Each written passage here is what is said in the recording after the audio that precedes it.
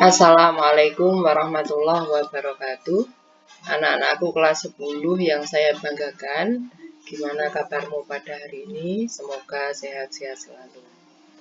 Baiklah, pada kesempatan kali ini kita akan melanjutkan materi yang baru, yaitu tentang gerak lurus. Sebelum kita jauh mempelajari tentang gerak lurus, kita berdoa dulu dengan membaca basmalah bersama-sama. 3, 2, 1. Bismillahirrahmanirrahim. Semoga dengan bacaan tadi akan semakin menambah keimanan kita, serta kita diberi kemudahan dalam mempelajari materi ini.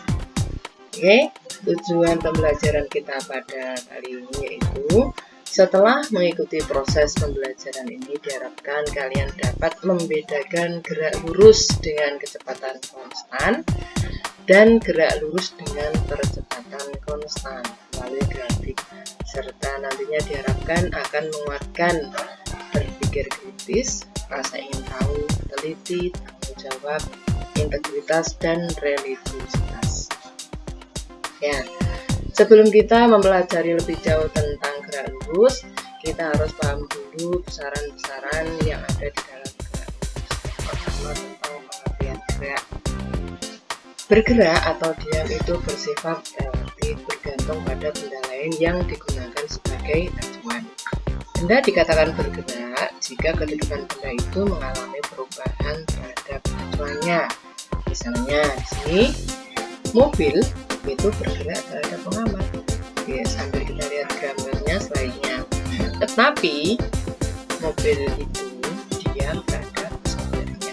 Jadi ini bersifat relatif.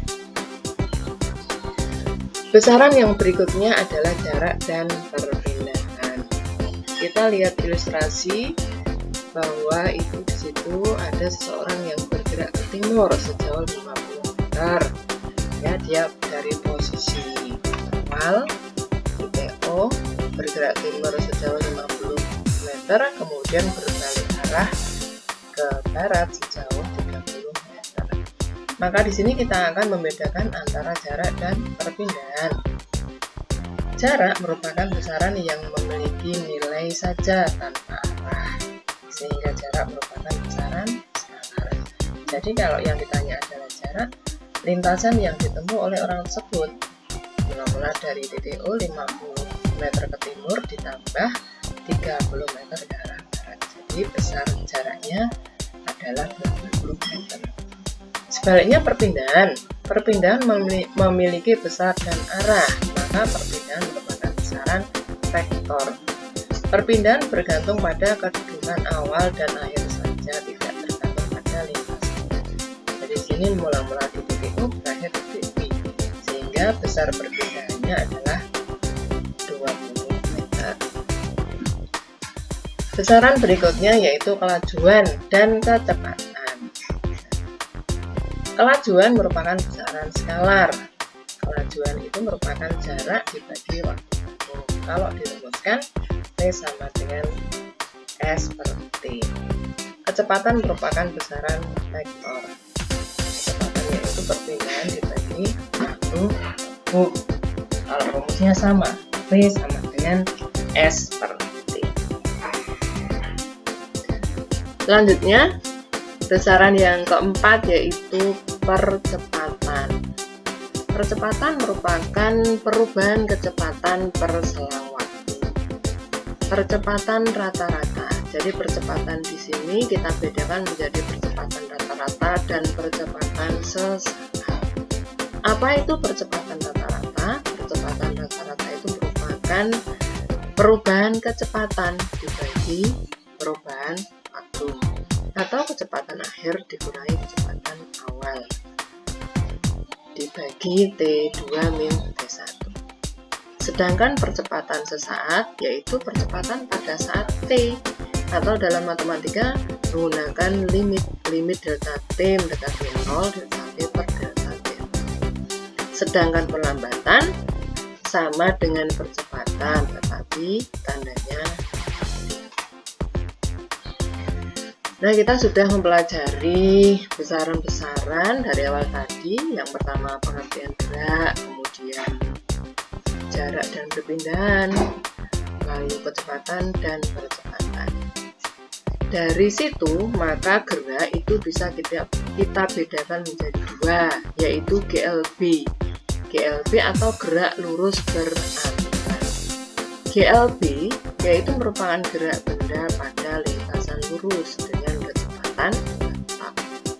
Contoh GLB terdapat pada mobil yang bergerak di jalan bebas hambatan dengan kecepatan konstan, kecepatannya tetap. Katakanlah di sini mobil dan truk itu bergerak dengan kecepatan sama, yaitu 60 km per jam. Ini dikatakan mobil bergerak dengan kecepatan konstan atau geraknya disebut dengan gerak GLB. Selanjutnya pada GLB berlaku persamaan sebagai berikut. Persamaan gerak benda berarti V sama dengan delta S per delta T. Karena delta T sama dengan 0, maka rumusnya menjadi V sama dengan delta S per T. Kalau yang ditanya persamaan posisinya, berarti kita kalikan silang, V dikali T sama dengan S min S0, sehingga S nya sama dengan PT ditambah S0. Berikutnya GLBB, gerak lurus berubah beraturan. Di sini juga ada dua macam, yang dipercepat dan diperlambat. Gerak lurus dipercepat beraturan yaitu merupakan gerak benda pada lintasan lurus dan kecepatannya setiap saat bertambah secara beraturan. Bagaimana caranya? Ya digas. Pada persamaan ini, pada gerak ini akan berlaku 3 persamaan. Persamaan yang pertama, PT sama dengan V0 plus AT. PT itu kecepatan akhir, V0 kecepatan awal, A itu adalah percepatan. Delta S sama dengan V0T plus setengah AT kuadrat. Persamaan yang ketiga, VT kuadrat sama dengan V0 kuadrat plus 2 kali A kali delta S. Jika kita sering menggunakan 3 rumus ini, nanti lama-lama kita akan hafal seperti ini. Berikutnya, gerak lurus diperlambat beraturan. Gerak benda pada lintasan lurus dan kecepatannya setiap saat berkurang secara beraturan. Kalau tadi dipercepat itu plus, nah ini kalau diperlambat itu min. Contoh pada gerak ini adalah mobil yang sedang direm sampai berhenti. Untuk memahami semuanya itu akan lebih mudah kalau kita terapkan dengan membuat grafik. Contoh cara membuat grafik pada GLB, gerak lurus beraturan. Tabel berikut menunjukkan data waktu dan jarak yang ditempuh sebuah sepeda sebagai berikut. Jadi ini ada 5 data. Pada detik ke-10 jarak yang ditempuh 100. Pada detik kedua, pada detik ke-15 jarak yang ditempuh 150 dan seterusnya, sehingga pada detik ke-30 jarak yang ditempuh adalah 300. Maka kita bisa mencari besar kecepatannya. Kecepatannya V itu sama dengan jarak dibagi kolom jarak dibagi kolom waktu diisikan di tabel kolom yang kecepatan. Di sini berarti 100 bagi 10 ketemu 10. 150 bagi 15 ketemu 10 dan seterusnya. Jadi ternyata setelah kita hitung besar kecepatannya adalah 10. Nah, ini nanti kita buat grafiknya. Grafik antara jarak terhadap waktu. Sumbu X itu waktu, kemudian sumbu Y adalah jaraknya. Coba kita perhatikan pada detik ke-10 tadi 100, buatlah titik di sini. Pada detik ke-15 150. Nah, Ini nanti masing-masing titik itu dihubungkan, ternyata membentuk garis lurus dan miring. Itu menunjukkan bahwa semakin lama waktu yang ditempuh, jarak yang ditempuh juga semakin besar. Itu disebut dengan berbanding lurus.